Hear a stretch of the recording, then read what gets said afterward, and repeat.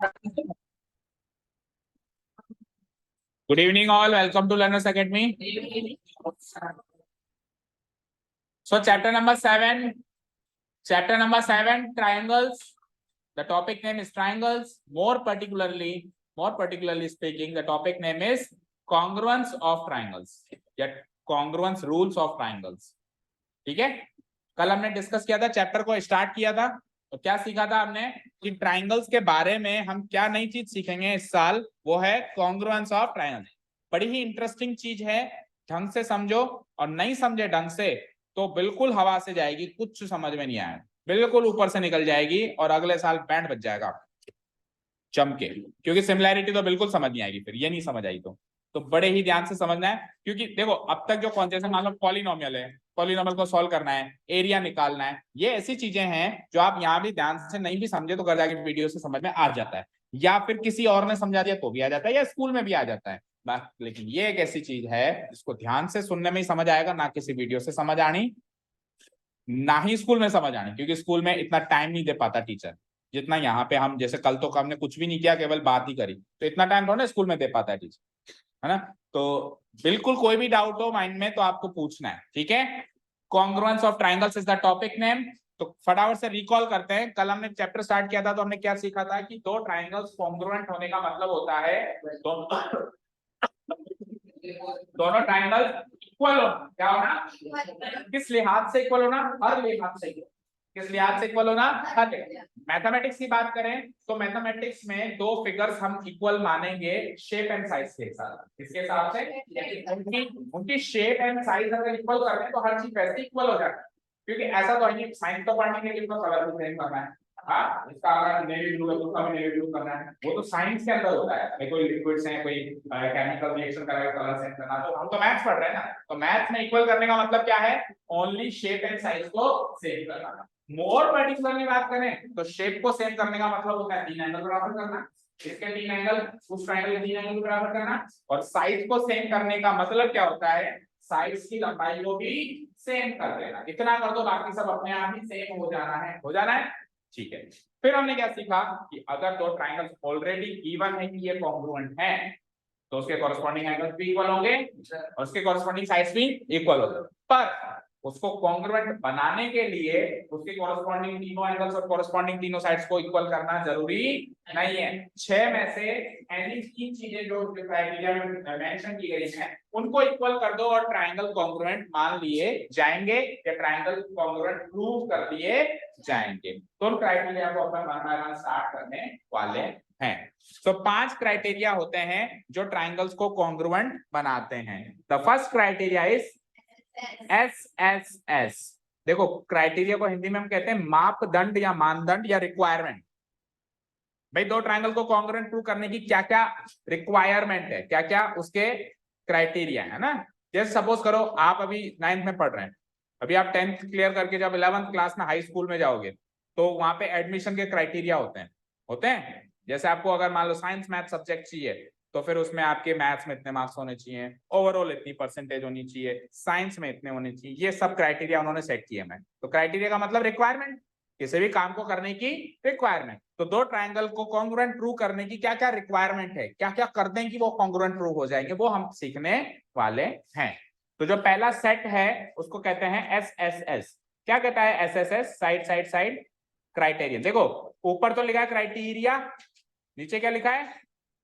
क्यों लिखा है? कल बताया था क्यों लिखा है, बोलो। ये पर्टिकुलरली एक क्राइटेरियन है और ऊपर तो मैंने एक हेडिंग डाली है, तो हेडिंग में तो एक से ज्यादा होंगे ना, मतलब क्राइटेरियन होते तो एक से ज्यादा है ना ये, तो इसलिए ऊपर तो हमने क्या डाली? Heading criteria. लेकिन पर्टिकुलरली एक की बात करेंगे तो क्राइटेरियन। क्या लिखेंगे? क्राइटेरियन। क्या कहता है? दो ट्राइंगल्स को, two triangles are said to be congruent if two triangles are said to be congruent if the three sides of one triangle are equal to the corresponding three sides of the other triangle.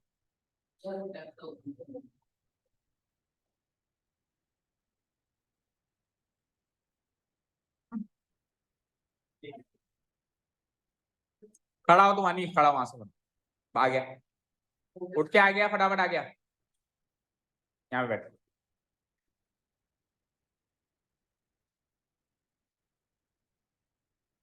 यहाँ पे आके बैठे परीक्षित के पीछे।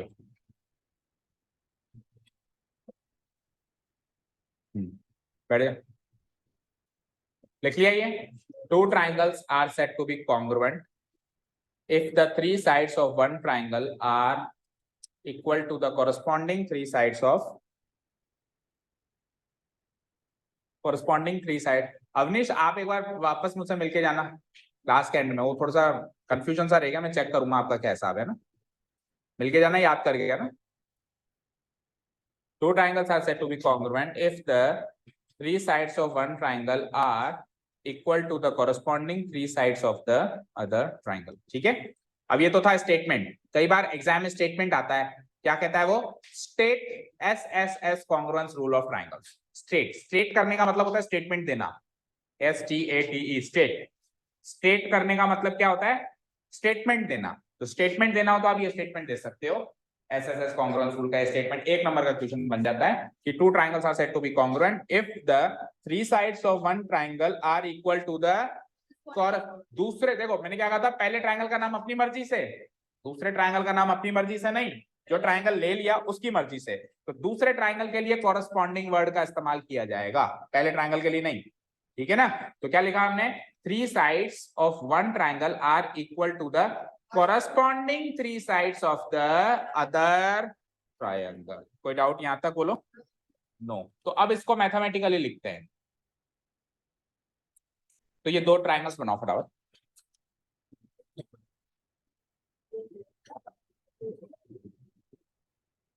अच्छा, box ही अभी खुल रहे हैं।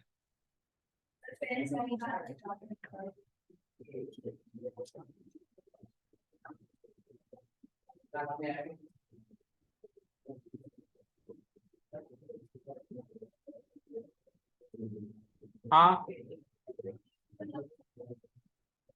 इसमें अलग अलग दिख रहे हैं पर आपको सेम ही बनाना है। अभी मैं भी सेम कर देता हूँ, रुक जाओ।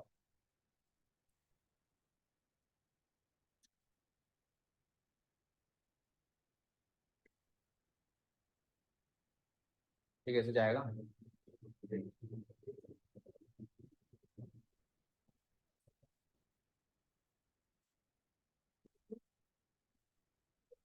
ठीक है।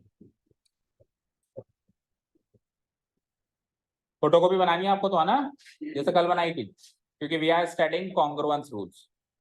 कॉन्ग्रुएंस रूल्स में फोटोकॉपी बनेगी।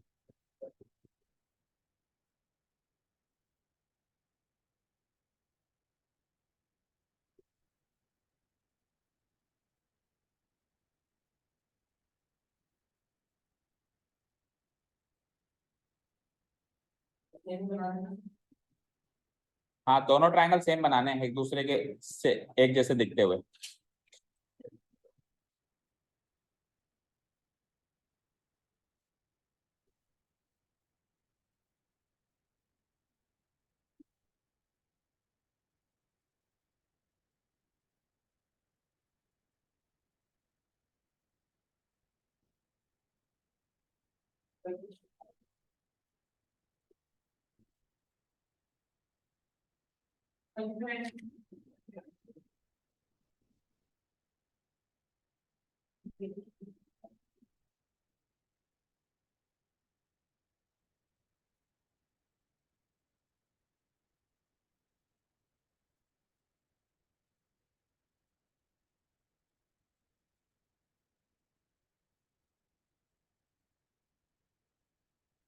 ठीक है, तो बिल्कुल फोटोकॉपी बनानी है एक दूसरे की, है ना।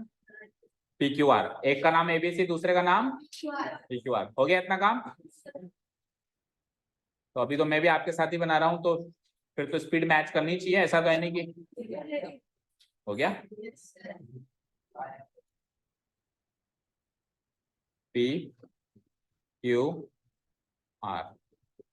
ओके। देखो अब यहाँ पे देखो, AB साइड मैंने इक्वल कर दी PQ के, BC साइड मैंने इक्वल कर दी, तो BC के लिए डबल डैश, BC के लिए डबल डैश, और उधर QR के लिए भी डबल डैश, क्योंकि सिमिलर साइनिंग करनी पड़ेगी ना। अगर इसको सिंगल डैश से डिनोट कराया तो उसको डबल डैश से, एंड फिर इसको AC को ट्रिपल डैश, लाइक दिस। ठीक है, इससे क्या पता चल रहा है, देखो सिंगल डैश वाला सिंगल डैश के इक्वल, डबल डैश वाला और ट्रिपल डैश वाला, यानी कि साइड ए बी किसके इक्वल है, पी क्यू के, साइड बी सी किसके इक्वल है, क्यू आर के, और साइड ए सी किसके इक्वल है। हमने नीचे लिखा भी हुआ है एसएसएस कॉन्ग्रुएंस रूल के बारे में कि इफ अगर दो ट्राइंगल्स में ए बी सी और पी क्यू आर जिसका नाम है, ऐसे दो ट्राइंगल्स में अगर ए बी की लंबाई पी क्यू की लंबाई के बराबर हो, अगर बी सी की लंबाई क्यू आर की लंबाई के बराबर हो, और अगर ए सी की लंबाई पी आर की लंबाई के बराबर हो, तो हम क्या कह सकते हैं, triangle A B C is congruent to triangle. देखो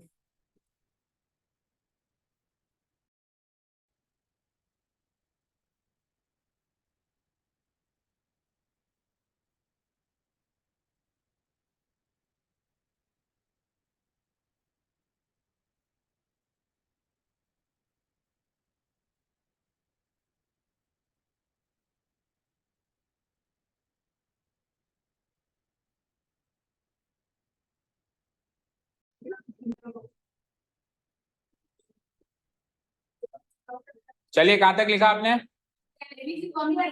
triangle ABC congruent to triangle P Q are.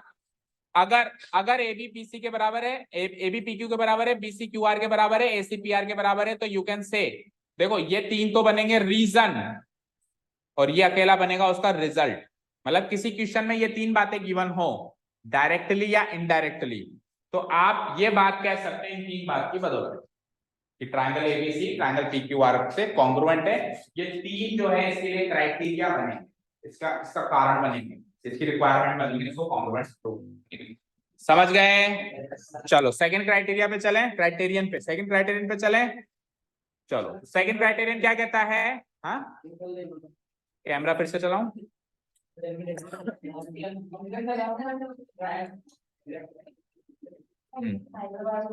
चल गया, भी चल जाएगा। हाँ सेकंड क्राइटेरियन नोट डाउन करें। अब सेकंड क्राइटेरियन क्या कहता है कि तीन साइड लेने की जरूरत नहीं है, दो साइड ले लो और एक एंगल ले लो, दो साइड ले लो और एक। Second criterion is side angle side, SAS congruence rule, करो नोट डाउन।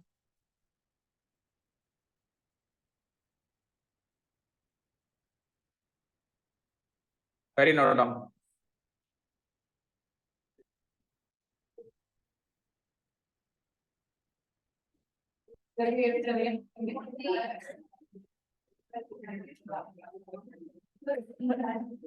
हाँ क्या कहते हैं, two triangles are said to be congruent, two triangles are said to be congruent if any two sides and the included angle between them are equal to the corresponding two sides and the corresponding included angle of the other triangle। ये एक number का question आएगा अगर ये statement आ जाए तो। समझ आया। डेफिनेशन नहीं कहेंगे इसको, स्टेटमेंट कहेंगे।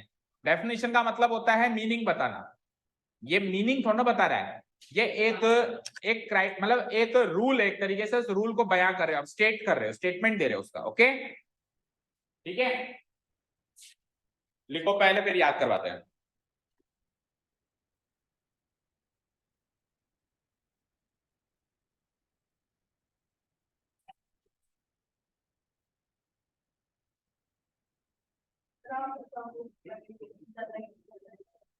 हाँ तो लगाता है तू दादागिरी, यहाँ कहता है तू बाहर में छोरो कैसे कहते। हाँ तो कहा तो था, क्यों कहा था, तू दादा है क्या यहाँ का, मुन्ना भाई, तो छोटा छतरी, छोटा छतरी है क्या,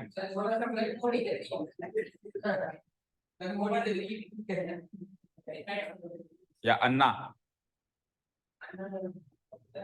24 घंटे चौकन्ना।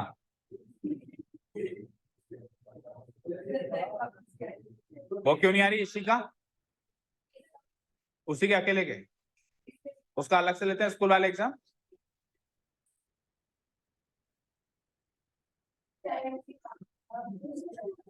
अभी क्लास के बाद आना, इसकी मम्मी को कॉल करेंगे अपन, ठीक है।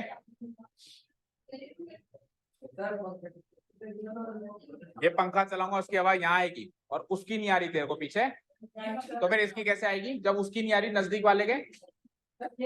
ये तो पहले भी नहीं चल रहा था।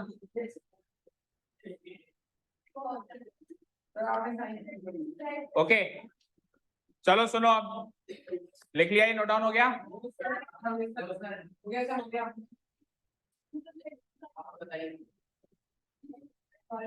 चलो इधर ध्यान दो।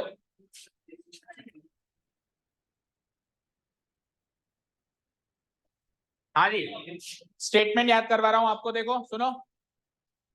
To triangles are said to be congruent, दो ट्राइंगल्स को कॉन्ग्रुएंट कह सकते हैं इफ क्या क्या क्राइटेरिया है वो बता रहे हैं ना। तो साइड एंगल साइड है ना, तो दो तो साइड लेनी है, कौन सी? Any two sides. क्या कहा मैंने? भाई जब तीन साइड्स थी तब तो कोई ऑप्शन नहीं था, तीनों साइड्स लेनी है। लेकिन जब दो साइड्स हैं तो फिर ऑप्शन है ना, कि जैसे मैं ए बी और बी सी ले लूं, जैसे मैं बी सी और ए सी ले लूं, या मैं ए बी और ए सी ले लूं। तीन ऑप्शन है या नहीं है? है या नहीं है बोलो। तो सवाल आता है सर कौन सी थी दो साइड्स लेनी है तीन में से, तो आंसर है any two sides. Take any two sides. तो क्या लिखा है हमने, पढ़ो। If any two sides and the included angle, included angle का मतलब है उन्हीं दोनों साइड्स के बीच का इंक्लूडेड एंगल, मतलब ऐसा एंगल जो इस साइड, जो दो साइड्स आपने लिए उससे बनाओ। जैसे आपने ए बी और बी सी लिया है, तो ए बी और बी सी के इंक्लूडेड एंगल एंगल बी होगा। एक ऐसा एंगल जो ए बी और बी सी से बनता हो उसको कहेंगे ए बी और बी सी का इंक्लूडेड एंगल। ठीक है, तो एंगल इंक्लूडेड ही लेना है। ये तीन चीजें इक्वल हो, to sides and the included angle equal हो किसके? दूसरी ट्राइंगल के कॉरस्पॉन्डिंग टू साइड्स और कॉरस्पॉन्डिंग इंक्लूडेड एंगल के। दूसरी ट्राइंगल की जब बात करेंगे तो अब अपनी मर्जी बिल्कुल नहीं चलेगी, हर चीज कॉरस्पॉन्डिंग लेनी पड़ेगी। आपने इधर एनी टू साइड्स ले लिया, अपनी मर्जी चल गई, और इंक्लूडेड एंगल ले लिया। जैसे आपने ए बी बी सी ले लिया तो एंगल बी आ गया इंक्लूडेड, आपने ए बी ए सी ले लिया तो एंगल ए आ गया, और आपने अगर बी सी ए सी ले लिया तो एंगल सी आ गया। ये तीन ऑप्शन आपके पास थे, अब आपने अपना ऑप्शन चूज कर लिया। अब आप जब सेकंड ट्राइंगल पे आओगे तो अगर आपने ए बी बी सी लिया है तो ए बी बी सी के कॉरस्पॉन्डिंग साइड्स लोगे, अगर आपने बी सी ए सी लिया है तो बी सी ए सी के कॉरस्पॉन्डिंग साइड्स लोगे, और अगर आपने ए बी ए सी लिया है तो ए बी ए सी की ही कॉरस्पॉन्डिंग साइड्स दूसरे ट्राइंगल में लोगे। Even the angle will also be the corresponding angle, जो एंगल आपने यहाँ लिया है उसका कॉरस्पॉन्डिंग एंगल ही वहां पे लोगे, और वो कॉरस्पॉन्डिंग एंगल भी उन दोनों साइड्स का इंक्लूडेड एंगल होगा। आपने इधर इंक्लूडेड एंगल लिया है ना, तो अगर आप इसका कॉरस्पॉन्डिंग एंगल ले लो तो उधर भी वो ऑटोमेटिकली उन दोनों साइड्स का इंक्लूडेड एंगल बन जाएगा। ठीक है, स्टेटमेंट देखो फिर से एक बार, और बताओ मुझे एक ही बार में याद होता है कि नहीं होता है, क्योंकि एक नंबर का क्वेश्चन यहाँ पे बन सकता है। Two triangles are said to be congruent, यहां तक तो कोई दिक्कत ही नहीं है। If any two sides, take any two sides, पर एंगल उसका इंक्लूडेड होना चाहिए, ले लिया बिटवीन देम। ये तीन बातें आर इक्वल टू द, अब जब इधर आप एनी ले रहे हो तो उधर क्या लोगे? उधर एनी नहीं ले सकते, सेकंड ट्रायंगल में एनी नहीं ले सकते कि मेरी मर्जी से कोई से भी दो साइड्स ले ली, कॉरस्पॉन्डिंग लेनी पड़ेगी। क्या लेनी पड़ेगी? टू साइड्स, और जो इंक्लूडेड एंगल आप ले रहे थे वो इंक्लूडेड एंगल भी कैसा होगा? Corresponding included angle of the other triangle. बोलो याद हुआ? याद हो गया ना? ज्यादा मुश्किल नहीं है ना, तोड़ तोड़ के शब्दों को तोड़ तोड़ के अगर अपन याद करें तो याद हो जाएगा। ज्यादा नहीं, पर एक नंबर का क्वेश्चन स्टेटमेंट का किसी भी कॉन्ग्रुएंस रूल का बन सकता है, पांचों में से किसी का भी। हाँ, एक नंबर से जो चार लाइनें तो यहाँ है, जब आप इसको नोटबुक में लिखोगे तो 2 या 2.5 लाइन का ही है। एक लाइन में एक ही शब्द लिखता है क्या तुम? 7 लाइनों में है। चलो देखो, अब इसका पिक्चोरियल रिप्रेजेंटेशन देखो। So make the two triangles ABC and PQR, same पहले की तरह बनाओ जल्दी से। बन गए? बहुत बहुत धीरे लिख, बहुत धीरे लिखते हो। देखो मैंने बना भी दिए। आ जाओ तुम इधर, आ जाओ मैं इधर आ जाता हूँ, फिर भी मैं आपसे तेज बना दूंगा।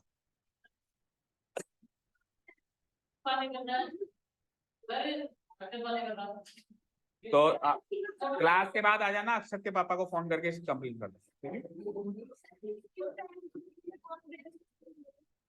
लगा दे तू, बिल्कुल लगाना है।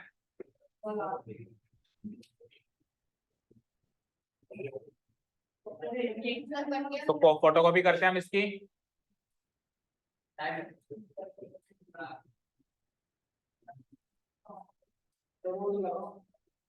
वो मतलब बन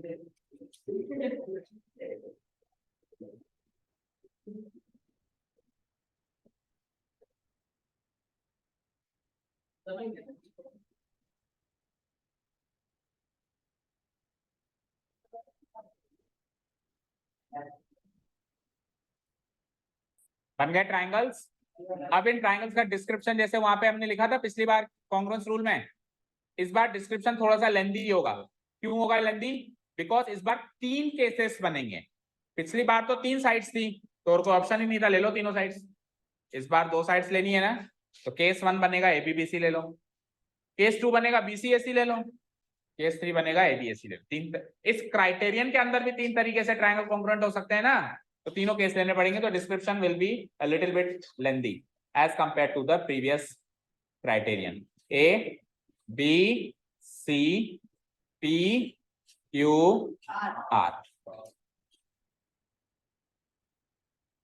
ए B equal to P Q and B C equal to Q R. और देखो अभी इधर स्क्रीन पे देखो, इधर साइड कौन सी ली आपने, देखो इधर स्क्रीन पे ए बी, और इधर कौन सी ली, तो इनका इंक्लूडेड एंगल ये होगा, एंगल एबीसी। या शॉर्ट में कहे तो एंगल बी, शॉर्ट में कहे तो एंगल बी। इधर इंक्लूडेड एंगल कौन सा हो जाएगा, एंगल क्यू हो जाएगा। तो angle B equal to angle Q, तो फिगर में मार्क कर दूंगा मैं कैसे, angle B equal to angle, कर दिया मार्क। चलो अब स्टार्ट करें। तो पहले केस में मैंने साइड ए बी और साइड पी क्यू इक्वल ली है, और दूसरी साइड कौन कौन सी इक्वल ली है, बीसी और क्यू आर इक्वल ली है। तो ए बी और बीसी का इंक्लूडेड एंगल कौन बनेगा, और पी क्यू और क्यू आर का इंक्लूडेड एंगल कौन बनेगा। एक और तरीका पता लगाने का, देखो ए बी और बीसी में कॉमन लेटर क्या है, तो इंक्लूडेड एंगल भी बी है। पी क्यू और क्यू आर में कॉमन लेटर क्या है, तो बहुत सारे तरीके इंक्लूडेड एंगल पता करने का। Without looking at the figure we can find out, देखने की जरूरत ही नहीं है, केवल इधर देख के बता देंगे कि इसका इंक्लूडेड एंगल कौन सा बनेगा। इवन 3 लेटर में बता देंगे, देखो कैसे, ए बी और बी सी है तो एंगल ए बी सी, और पी क्यू और क्यू आर है तो angle P Q R, 3 letter में बता सकते हैं। ओके ठीक है, तो ये तो था केस 1 पूरा का पूरा। हाँ बोलो। क्योंकि 3 साइड की क्राइटेरियन नहीं है, एस एस एस नहीं है, S S S A S है जिसमें 2 साइड और इसके बीच का एस ए एस जिसमें 2 साइड क्या हो गया, ट्रिपल डैश क्यों लगाऊं, तो 2 ही तो साइड लेनी है ना। क्राइटेरियन कौन सा चल रहा है, साइड एंगल साइड, उसमें 2 साइड लेते हैं और बीच का एंगल लेते हैं। तो एक साइड 2 साइड इधर ले ली, एक साइड दूसरी साइड इधर ले ली, बीच का एंगल ले लिया। तीसरी साइड नहीं लेंगे, तीसरी साइड लेंगे तो फिर पहले क्राइटेरियन चल रहा होता। ठीक है क्लियर। ओके अब ये इसका केस 1 है। केस 2 क्या बनेगा कि सर आपने ए बी और बी सी ही क्यों लिए, आपने तो कहा था टेक एनी 2 साइड्स, क्या कहा था आपने, तो मैं तो भैया ए बी और ए सी लूंगा, ले ले, पर उधर फिर क्या लेना पड़ेगा, और फिर इंक्लूडेड एंगल कौन सा होगा। तो केस नंबर 2 समझ में आया, लिख डालो, और लगा के लिखना, और देन पहले लिख दो, then triangle ABC is congruent to triangle PQR, then triangle ABC is congruent to triangle PQR, और फिर बीच में क्या लगाया चेक करो, और का मतलब है कि या तो वो हो जाए या फिर ये हो जाए। 3 केस है ना, तो तीनों केस एक साथ तो हो नहीं सकते ना, बोलो 3 केस एक साथ हो सकते हैं क्या, तो 3 केस में से एक केस होगा तो बीच में और लगेगा। अब आप साइड्स ले रहे हो ए बी और साथ में ए बी और ए सी, तो ए बी और ए सी के कॉरेस्पॉन्डिंग उधर कौन कौन सी साइड्स फॉल हो रही हैं, पी क्यू और पी आर, बोलिए। और इंक्लूडेड एंगल चेक करो बेटा, तो ए बी और ए सी में common letter angle A, and then P Q और पी आर में कॉमन लेटर एंगल पी, तो ये हो गया इंक्लूडेड एंगल। तो भाई साहब अगर आपको ये 2 साइड्स और ये एंगल बीच मिल जाए इक्वल, तो भी आप कह सकते हो कि triangle ABC is congruent to triangle PQR, तो भी आप कह सकते हो कि triangle ABC is congruent to triangle PQR. और अब तीसरा केस, 3 केस बोला था ना मैंने बनेंगे, तो अब आप खुद बताओ तीसरे केस में कौन कौन सी साइड्स आएंगी, इधर देखो। देखो पहले केस में आपने क्या लिया था, ए बी और बी सी, देखो पहले केस में आपने क्या लिए थे, ए बी और बी सी, दूसरे केस में आपने क्या लिया, ए बी और, तो अब किसकी बारी है, अब ए बी और ए सी, ए बी और ए सी, बी सी ले लिया ना, एक मिनट रुको, ए बी और बी सी, ए बी और ए सी, तो बीसी और एसी, यस बीसी और एसी नहीं लिया। अब तीसरे केस में हम क्या लेंगे, बीसी और उधर से कौन आएगा फिर, क्यू आर और पी आर। कॉमन एंगल कौन आएगा, बी हो चुका है, ए हो चुका है, तो सी इक्वल टू क्यू हो चुका है, पी हो चुका है, तो एंगल आर। Very easy. तो तीसरा केस ले लो अब, if BC equal to Q R and AC equal to P R, ये तो हो गई साइड्स, ये तो हो गई साइड्स। इंक्लूडेड एंगल इसके बीच का,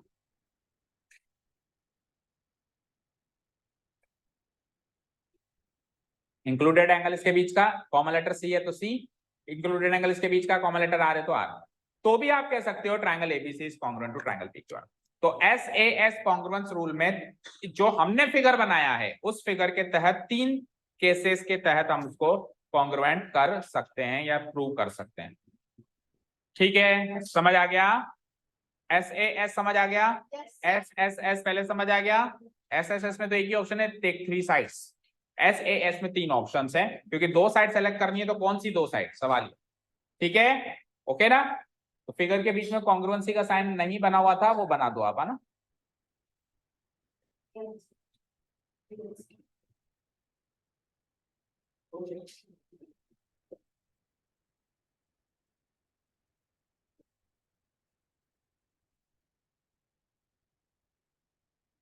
ठीक है, लहराता हुआ बन रहा है, बन नहीं पा रहा है, एक अब बनेगा। ठीक है, चलें तीसरी कॉन्ग्रुएंस रूल का नाम बताओ,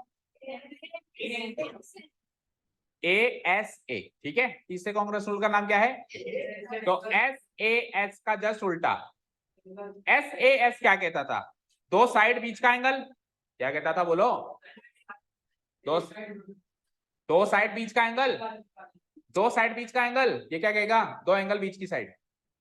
वो क्या कहता था, टेक एनी 2 साइड्स बट बीच का एंगल, बट बीच का एंगल इंक्लूडेड एंगल जिसको अपन कहते हैं, ये क्या कहता है, take any 2 angles but included side. तो अगर आपने एस ए एस का स्टेटमेंट याद कर रखा है तो ए एस ए का स्टेटमेंट मुश्किल है क्या, बस जहां जहां साइड आ रही है वहां वहां एंगल लिख दो, जहां जहां एंगल आ रहा है वहां वहां साइड लिख दो।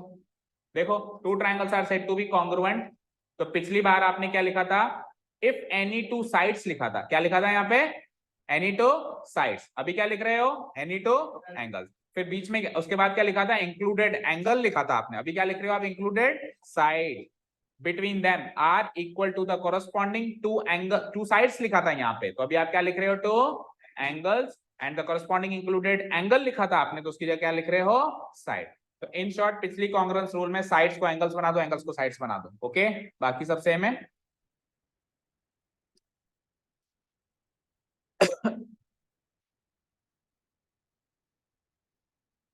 स्टेटमेंट लिख लिया और याद भी हो गया, हो गया।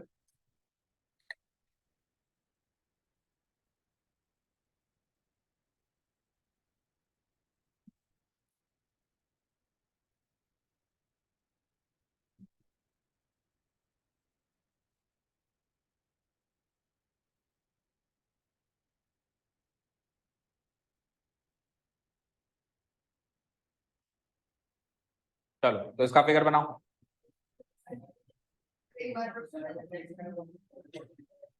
बेटा पिछली कॉन्ग्रुएंस रूल की कॉपी है ना, जहां जहां साइड आ रहा है वहां वहां एंगल बोल तो रहा हूं। हाँ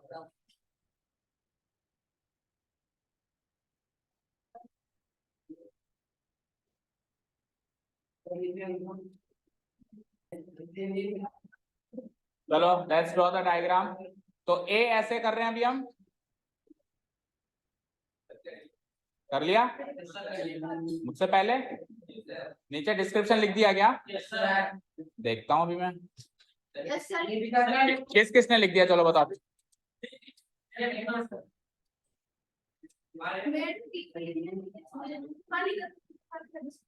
तूने टिपने क्यों दिया, गलती तो तेरी है ना, हमेशा गलती टिपाने वाले की होती है, याद रखना। टीपने वाला बिल्कुल बेकसूर होता है, मासूम होता है वो बेचारा, ठीक है, टीपने वाला तो इनोसेंट होता है बेचारा। क्यों,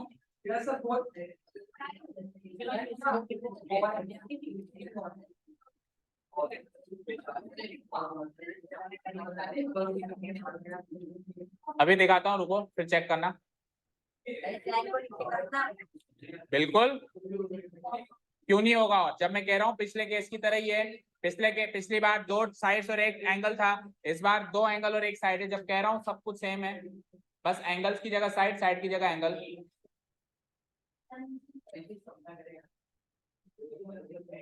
चलिए अब इधर आइए स्क्रीन पे बेटा।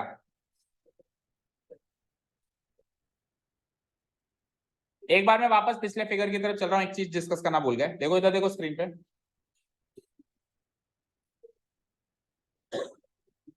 ये पिछले क्राइटेरियन का फिगर था। तो हमने 3 केस लिए हैं, ठीक है, लेकिन ये फिगर केवल पहले केस के अकॉर्डिंग ही बना हुआ है, ओके ना। क्योंकि 3 केस का फिगर एक साथ कैसे बनाएंगे, क्योंकि और लगा हुआ है ना। और का मतलब क्या होता है, या तो ये होगा या ये होगा। तो जब होगा इनमें से एक चीज, तो उसका फिगर भी एक चीज का ही बना सकते हैं ना। तो अगर आप चाहो तीनों का फिगर फिर से बनाना, नहीं अगर चाहो तो आप जहां जहां उसको डिस्कस किया है ना अपन ने, जैसे और लगा के फिर अपन ने सेकंड केस शुरू किया है, तो छोटा सा फिगर उसके हिसाब से बना सकते हो। फॉर एग्जांपल इधर देखो स्क्रीन पे, सेकंड केस क्या था इसमें, उसमें कौन कौन सी साइड्स थी, कौन सी, तो ए बी और AC, ए बी और AC सेकेंड केस। तो आप अगर इसका फिगर बनाएंगे तो हम क्या करेंगे, A B equal to A B, और ये डबल डैश इधर ना लगा के इधर लगा देंगे, और इंक्लूडेड एंगल इधर ना लगा के इधर लगा देंगे। तो ये इसका फिगर तैयार सेकंड केस का। चलो लास्ट केस में कौन कौन सी साइड्स हैं, BC और AC। तो ये सिंगल डैश यहां ना लगा के यहां लगा दो, AC बराबर PR और BC बराबर QR, और फिर इंक्लूडेड एंगल भी चेंज करना पड़ेगा यहां से यहां, ठीक है। यहाँ पे आपको एक ही केस का फिगर बनाया हुआ है, लेकिन आप दूसरे तीसरे केसेस के फिगर भी तैयार कर सकते हैं। और मैं सजेस्ट करूंगा घर जाके तैयार कर ही लेना, भले रफली बना लेना, उस केस के सामने बना लेना। या सेकंड केस लिखा हुआ है उसके सामने उसका बना दिया, या थर्ड केस लिखा हुआ है उसके सामने उसका बना लिया। सिमिलरली अभी ASA में भी 3 केस बनने वाले हैं, लेकिन हम फिगर तो एक ही केस का बनाएंगे, केसेस तीनों डिस्कस करेंगे। ये पिछला क्राइटेरियन चल रहा है, पहचानने में नहीं आता तेरे को, ये 2 साइड्स और एक एंगल। हाँ आओ, तो ये अपन ने स्टेटमेंट लिख दिया, सभी ने, कोई डाउट नहीं है। आइए, तो सबसे पहला केस ले रहा हूं मैं, 2 एंगल और एक साइड लेनी है बेटा। तो कौन से 2 एंगल, एनी 2 एंगल, तो मैंने एंगल ए और एंगल बी ले लिया। तो उस साइड क्या लेना पड़ेगा, कॉरेस्पॉन्डिंग ABC। क्या लिया आपने, ABC, फिर क्या लिया है, PQR। तो अगर आपने यहाँ पे A और B लिया है, तो कॉरेस्पॉन्डिंग उसके क्या हो जाएगा, P और Q, P और Q। और अब इंक्लूडेड साइड देखो, तो एंगल A और एंगल B की इंक्लूडेड साइड, बच्चा भी बता दे कि साइड AB होगी, एंगल A एंगल B की इंक्लूडेड साइड क्या होगी, AB। भाई आप इमेजिन करो ट्राइंगल ABC में एंगल A और एंगल B के बीच में कौन सी साइड लाया करेगी, AB लाया करेगी। उधर P और Q के बीच में कौन सी साइड लाया करेगी, PQ। तो ये हो गया आपका case number 1। If angle A equal to angle P and angle B equal to angle Q and side included is equal to side included, then the triangles will be said as congruent। हाँ, ये angle side angle rule है। हाँ,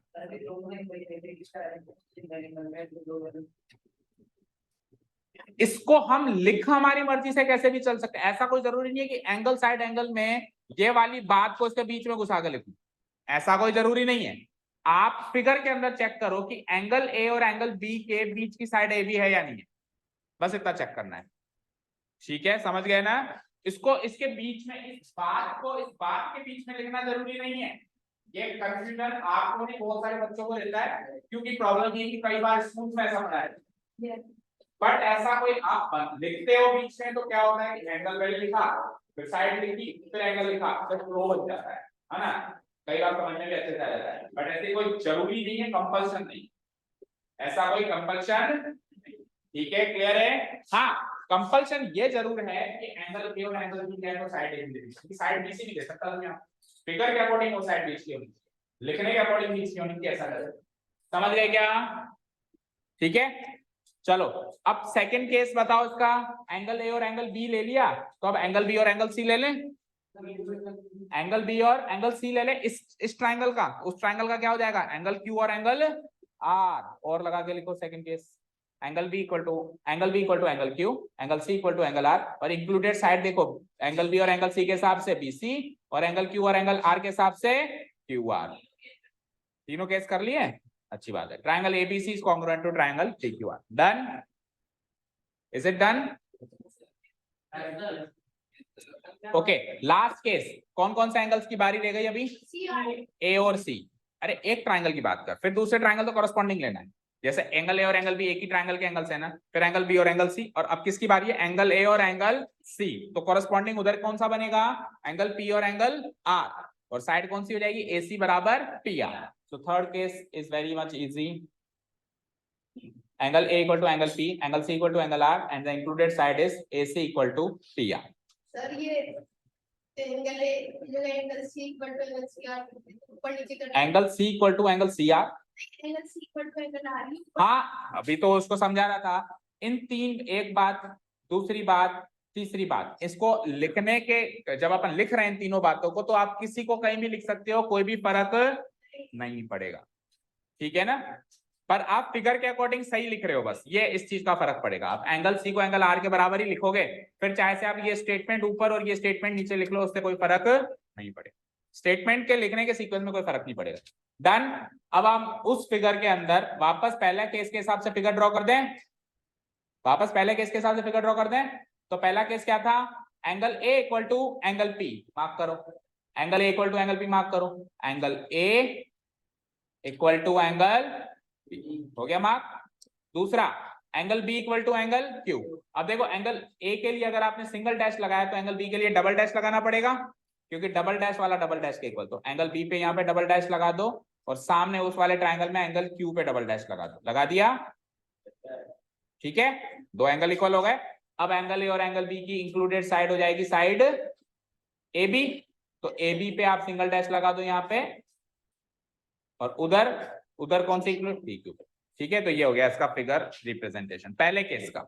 मान लो दूसरे case का करना है तो बीसी, दूसरा केस का करना है तो एंगल बी और एंगल सी लिया है ना आपने, तो ये वाला सिंगल डैश यहाँ लगा दो, और इधर भी ये वाला सिंगल डैश यहाँ लगा दो, और साइड भी ये वाली यहाँ से हटा के यहाँ लगा दो।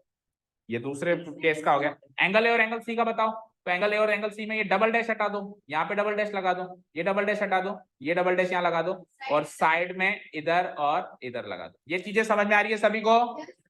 हम अभी हमारे नोट्स में एक ट्राइंगल के हिसाब से अच्छे से करेंगे, बाकी दो केसेस के हिसाब से अलग से फिगर बन सकता है। फोर्थ नंबर क्राइटेरियन है ए एस ए, हो गया ए ए एस। अब ये सबसे अच्छा क्राइटेरियन है, क्यों? क्योंकि ये क्या कहता है? Take any two sides, take any two angles, take any one side. ये ऐसा नहीं कहता है कि साइड बीच की होनी चाहिए। ये क्या कहता है? कोई से भी दो एंगल ले ले बेटा, और कोई सी भी एक साइड ले ले, बस इक्वल कर दे तू। ट्राइंगल्स ऑटोमेटिक कॉन्ग्रुएंट होंगे, बाकी सारी चीजें भी ऑटोमेटिकली इक्वल ऑटोमेटिकली होती चली जाएंगी, ठीक है? सो नोट करो, angle angle side congruence rule.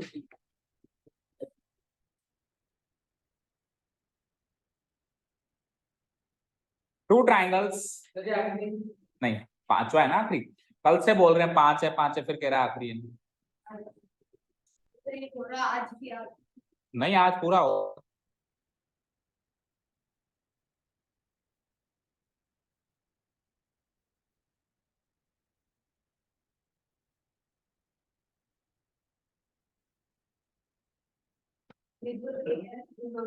हाँ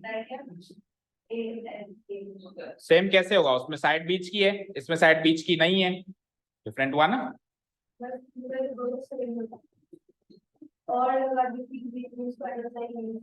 ऐसे तो सब में और लगा दो, पांचों में से कोई भी यूज कर लो, ट्राइंगल कॉन्ग्रुएंट करना है।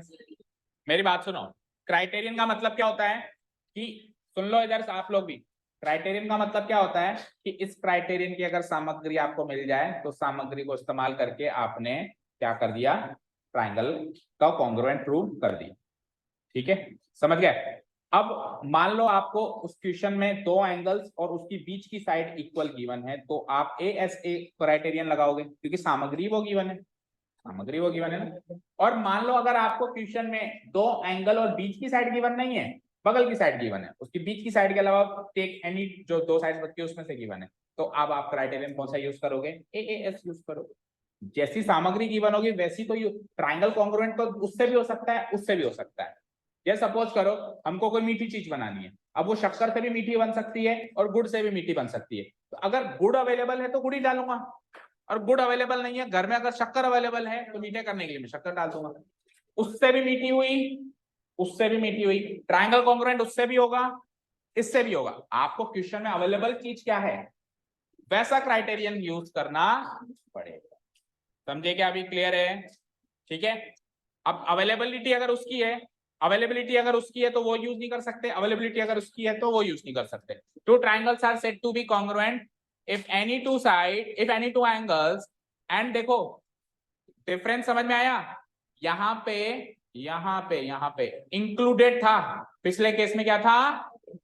इंक्लूडेड। अभी इंक्लूडेड नहीं है, अभी क्या है? एनीवन, कोई सा भी। ठीक है, any one side are equal to the, लेकिन कॉरस्पॉन्डिंग तो लेना पड़ेगा उधर। आप इधर कोई से भी साइड ले लो लेकिन उस साइड की कॉरस्पॉन्डिंग साइड ही लेनी पड़ेगी। समझ गए ना? क्लियर है? ठीक है। And are equal to the corresponding two angles and the corresponding side of the other triangle. बस इसमें इंक्लूडेड वर्ड हटा दो आप, बाकी सब सेम है पिछली बात की तरह। इसमें से क्या हटा दो? बस इंक्लूडेड वर्ड को हटा दो, बाकी सब सेम। फिगर बनाओ फटाफट। फिगर बन गया? फिगर ये, इसके बाद क्या ऊपर क्या? फिगर बनाओ ना, मतलब फिगर भी देख के बनाएगा।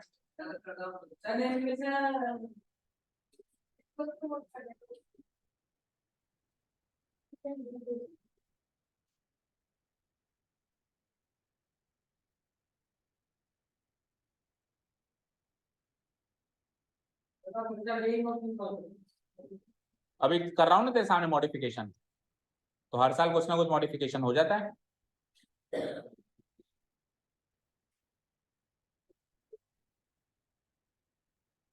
पता नहीं क्यों बच्चों को इस बात में दिक्कत होती है कि सर पुराने बच्चों के नोट्स क्यों करवा रहे हो? तो ट्यूशन भी तो पुराने बच्चों का ही है,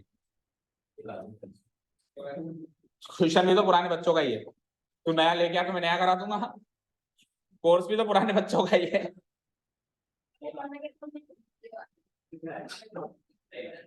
जब कोर्स रिपीट हुआ है तो टॉपिक एंड पढ़ाने का तरीका करीब करीब थोड़ा बहुत तो चेंजेस होता है, ऐसा नहीं है। थोड़ा बहुत तो चेंजेस होता है, रटी रटाई थोड़ा ना बातें फीड होती है कि रटी रटाई बातें बोल दी। नहीं करूंगा कुछ भी, करो कॉपी पेस्ट करो। अच्छा इसका डिस्क्रिप्शन लिख के बताओ अपने आप। अच्छा इसके केसेस कितने बनेंगे ये बता दो आप।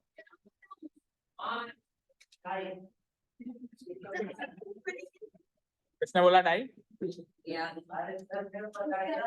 ज्यादा मजे में आ रहा है तो तू घर पहुंच, तेरी बैंड में बजवाता हूँ आज।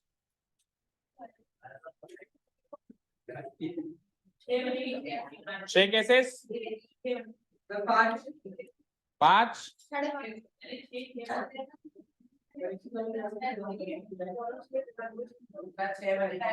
6 केसेस बनेंगे। चलो लेट्स।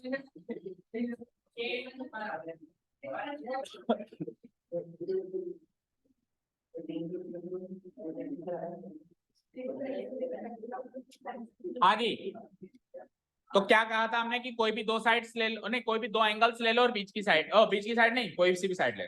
तो देखो पहला केस, एंगल ए और एंगल बी ले लिया, तो कॉरेस्पॉन्डिंग उधर क्या होगा? अब साइड कौन सी ले? तो साइड बीच की ना लेके बगल की कोई सी भी ले लो। तो एंगल ए और एंगल बी के बीच की साइड कौन सी है? A B. एंगल ए और एंगल बी के बीच की साइड ए बी है ना, बीच की साइड कौन सी है? A B. वो नहीं ले सकते क्योंकि अगर वो ले लिया तो पिछला क्राइटेरियन बन गया। तो बची कौन सी? बीसी और एसी। तो अगर एसी लोगे तो कॉरेस्पॉन्डिंग बी आप लेनी पड़ेगी, कॉरेस्पॉन्डिंग को लेनी पड़ेगी। ऐसा नहीं कर सकते कि इधर साइड एसी ले लो इधर साइड बी ले लो, ये तो बिल्कुल नहीं कर सकते। कॉरेस्पॉन्डिंग वाली चीज को तो तोड़ ही नहीं सकते। आप ध्यान से देखो, इंक्लूडेड वर्ड हमने कॉरेस्पॉन्डिंग वर्ड अभी दिखाया मैंने, समझ गए क्या? तो अगर आपने यहाँ पे साइड एसी ले ली तो वहां पे साइड या यहाँ पे साइड अगर बीसी ले ली तो साइड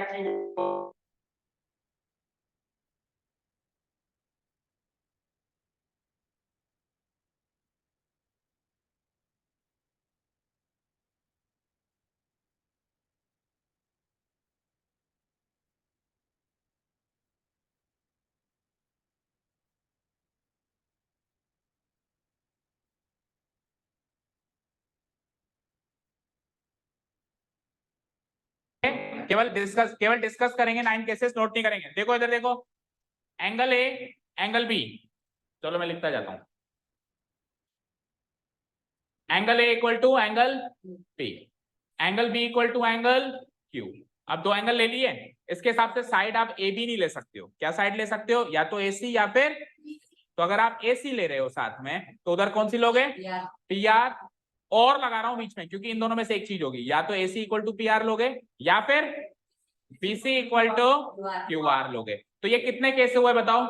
ये यहाँ पे 2 केस हुए भाई। इस एंगल के साथ इसका कॉम्बिनेशन 1 केस, और इन्हीं एंगल्स के साथ इसका कॉम्बिनेशन 2 केस। 2 केस हो गए ना भाई। ये एंगल्स के साथ इस साइड का कॉम्बिनेशन ले लो, 1 केस तो ये हुआ, और इन एंगल्स के साथ इस साइड का कॉम्बिनेशन ले लो, 1 केस ही हुआ। अब ऐसे के ऐसे 3 केस है ना, 2 केस तो 6 केस हुए, 9 नहीं हुए। सही कह रहे हो आप, 6, ठीक है ना। अब दूसरा केस क्या बनेगा? एंगल ए और एंगल बी ले लिया आपने, तो एंगल बी और एंगल सी ले लो। तो एंगल बी के साथ बोलो किसका कॉम्बिनेशन? क्यू। और एंगल सी के साथ किसका combination? R. Now let us talk about the side. तो बीसी के अलावा कोई सी भी ले लो। तो बीसी के अलावा कौन सी ले लूं मैं? ए बी या फिर एसी। ए बी या फिर एसी। ए बी की सीट में क्या आएगी? P Q. एसी की सीट में क्या आएगी? P R. अगेन या तो ये साइड या फिर ये साइड। ठीक है, समझ गए? तो इन एंगल कॉम्बिनेशन के साथ या तो आप ये वाली साइड ले लो 1 केस, या फिर ये वाली साइड। तो 2 केस ये हो गए, 2 और 2 4 केस हो गए। तीसरा मतलब आखिरी के 2 केस देखते हैं। तो एंगल ए और एंगल बी ले लिया, एंगल बी और एंगल सी ले लिया, तो बारी किसकी? एंगल ए के साथ एंगल सी, एंगल ए के साथ एंगल सी। तो एंगल ए की सीट में क्या आएगा? Angle P. एंगल सी की सीट में क्या आएगा? Angle are. ओके, तो ये तो हो गए एंगल्स, ये तो हो गए angles. Now let us talk about the sides. तो ए और सी से बनने वाली साइड एसी होती है, तो एसी के अलावा 2 साइड्स कौन सी हैं? ए बी और बीसी। तो ए बी की सीट में क्या आ रहा था? पी क्यू, और बीसी की सीट में क्या आ रहा था? Q R. और अगेन इन दोनों के बीच में और लगा दो, तो 2 केस ये भी तैयार हैं।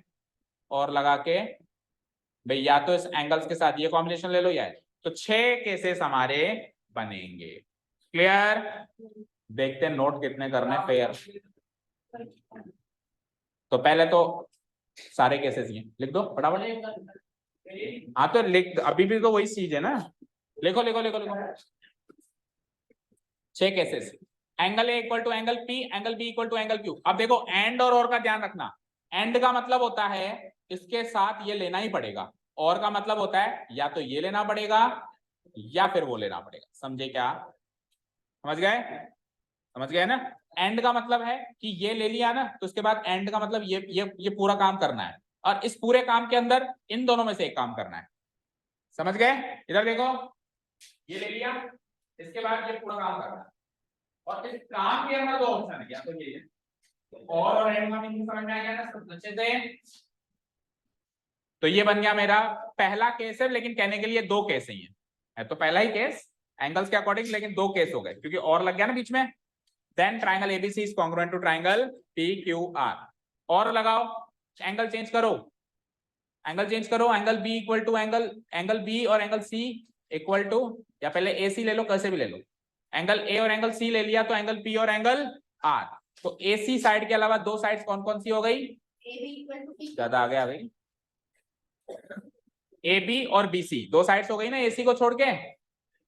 छोटा कर देता हूं, देखो मैं एक साथ देखने में आ जाएगा। ये लो देखो, अब ज्यादा सही दिख रहा है। हाँ देखो, एंगल ए और एंगल सी के कॉम्बिनेशन में और एंगल पी और एंगल आर के कॉम्बिनेशन में एसी साइड के अलावा कौन सी साइड बची? एक तो ए बी बची और एक बीसी बची। इधर पी आर के अलावा कौन सी साइड बची? एक पी क्यू बची और क्यू आर बची। तो अगेन ये तो करना ही करना है, साथ में ये काम भी करना है, और इस काम के अंदर या तो ये काम करना है या ये काम करना है। तो ट्राइंगल एबीसी और triangle P Q R again congruent हो जाएंगे। चलें लास्ट केस। लास्ट केस में अगेन 2 केस हैं।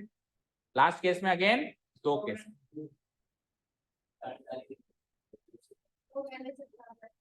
आई don't care. Angle B equal to angle Q, angle B और एंगल सी, 2 एंगल्स ये ले लिए हमने, और एंगल क्यू और एंगल आर 2 एंगल्स ये ले लिए। तो अब क्या करेंगे? बीसी साइड के अलावा 2 साइड कौन सी बची? ए बी और AC और इधर QR साइड के अलावा दो साइड कौन सी बची, PQ और PR। तो अगेन हमने ये एंगल्स ले लिए, तो ये साइड्स भी लेनी है। इस साइड्स के अंदर या तो ये side of pair of side लेनी है या पेयर ऑफ साइड लेनी है, उससे भी ट्रायंगल ABC ट्रायंगल PQR के कॉन्ग्रुएंट। लास्ट बहुत ही सरल 2 ही मिनट का कॉन्ग्रुएंस रूल है, लिखो फटाफट। Right angle hypotenuse side rule, RHS full form क्या है, right angle hypotenuse side rule, RHS congruence rule. लिख दिया, हेडिंग नोट डाउन कर ली। इसके बारे में हम कल सीख चुके थे, अभी डिटेल में थोड़ा सा देखना है। तो ये क्या कहता है, दो triangles are said to be congruent, दो ट्राइंगल्स को कॉन्ग्रुएंट प्रूव कर देना। अच्छा, दो से ज्यादा ट्राइंगल की जब भी बात आएगी, याद रखना, दो से ज्यादा ट्राइंगल की जब भी बात आएगी तो हम 2 एट ए टाइम ही करेंगे। जैसे मान लो 3 ट्राइंगल करने अपने को कॉन्ग्रुएंट, तो हम तीनों को एक साथ नहीं करेंगे, हम 2 एट ए टाइम करेंगे।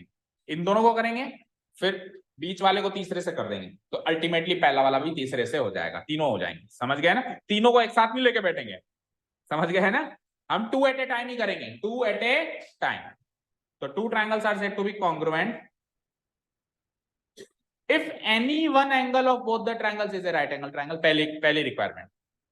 पहली रिक्वायरमेंट क्या है कि दोनों ट्राइंगल्स का कोई भी एक एंगल 90 डिग्री का हो, कोई भी एक एंगल, क्योंकि एक ही हो सकता है, एक से ज्यादा एंगल तो 90 डिग्री के होते हैं क्या किसी ट्राइंगल में, बताओ बोलो, 2 एंगल 90 डिग्री के हो सकते हैं क्या, फिर तीसरा एंगल 0 डिग्री करोगे क्या, हो नहीं।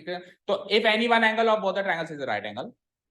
दूसरा, अब राइट एंगल के सामने वाली साइड जो है ना हाइपोटेन्यूस, जो राइट एंगल के सामने वाली साइड है ना हाइपोटेन्यूस, वो इक्वल होनी चाहिए दोनों की। इसकी हाइपोटेन्यूस अगर 10 सेंटीमीटर की है तो उसकी हाइपोटेन्यूस भी 10 सेंटीमीटर की होनी चाहिए। और तीसरा और आखिरी रिक्वायरमेंट है any one side of one triangle.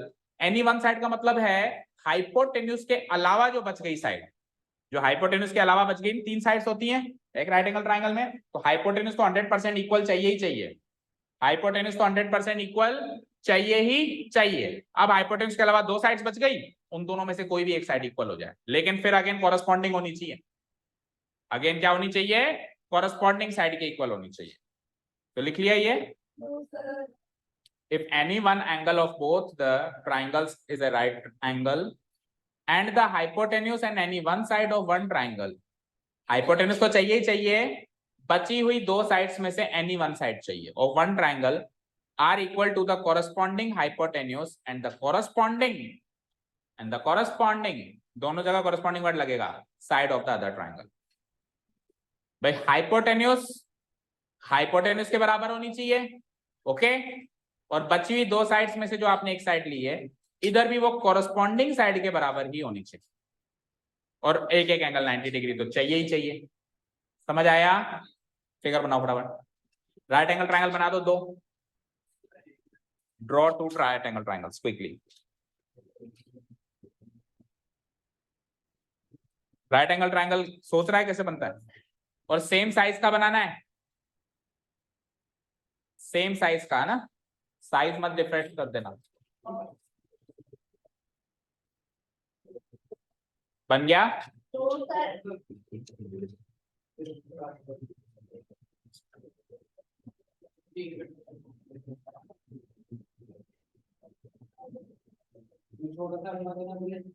हाँ छोटा सा बनाओ लेकिन सेम साइज का बनाना।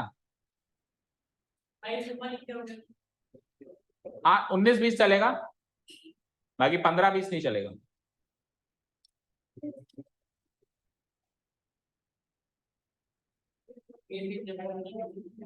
ए बी सी, और ये कॉन्ग्रुएंट, ये राइट एंगल बना हुआ है बी पे, राइट एंगल बन गया बी पे।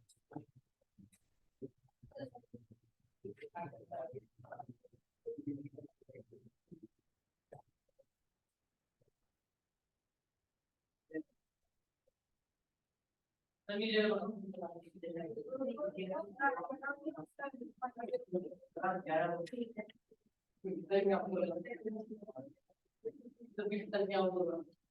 हुआ, वो तो चाहता ही नहीं ना घर जाना, आज बैंड बजने वाली उसकी, इसलिए वो सोच रहा है इधर ही टाइम निकल जाए मेरा और घर वाले भूल जाएं, क्योंकि घर पे तो आज तेरी बैंड जरूर बजेगी। अच्छे से कान भर दिया मैंने।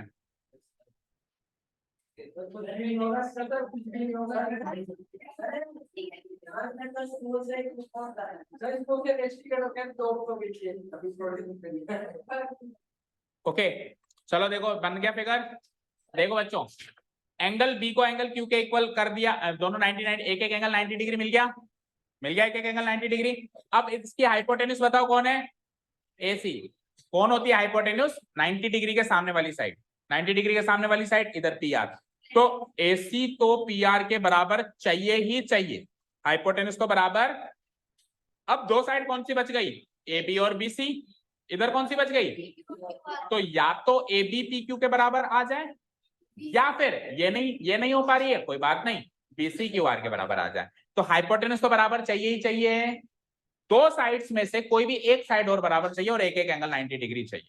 तो इसमें कितने केस बनेंगे, दो केस बनेंगे। देखो एंगल तो यही फिक्स है, हाइपोटेन्यूज यही फिक्स है, जो दो अदर साइड है उसके दो केस बन गए कि या तो AB बराबर PQ, दूसरा केस BC बराबर QR।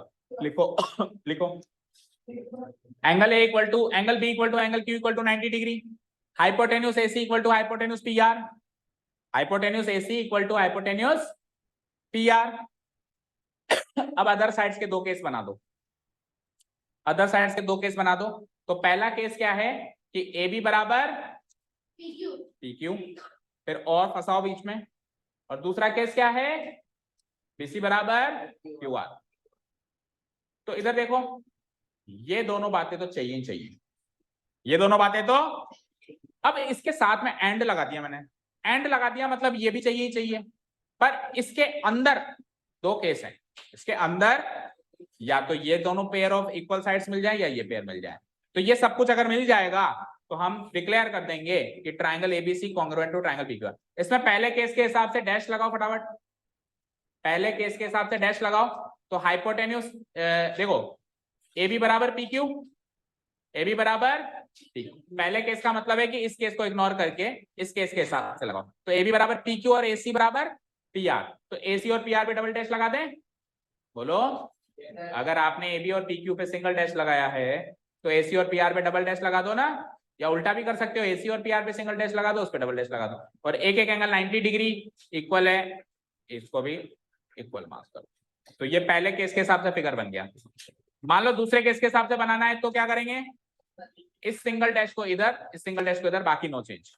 ओके तो हो तो गया, लेकिन एक चीज याद आई है मुझे, पिछले क्राइटेरियन में फिगर कंप्लीट नहीं किया, डैश नहीं लगाया, डैश डैश देखो निकालो कौन से केस के हिसाब से लगाया, डिस्कस तो हमने कुछ किया ही नहीं।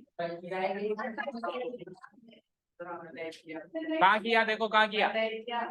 तो फर्स्ट केस के हिसाब से angle A equal to angle B, angle B पे डबल डैश लगाओ इक्वल टू एंगल Q पे भी डबल डैश लगाओ। ओके और BC पहला केस क्या ले रहे हो आप, BC बराबर QR। तो BC के आगे सिंगल डैश, QR के आगे सिंगल। तो ये पहला केस, 6 में से पहला केस है ये। ओके चलो क्राइटेरिया कंप्लीट, कल से हम एक्सरसाइज स्टार्ट करेंगे। Thank you so much for listening to us. Have a nice day.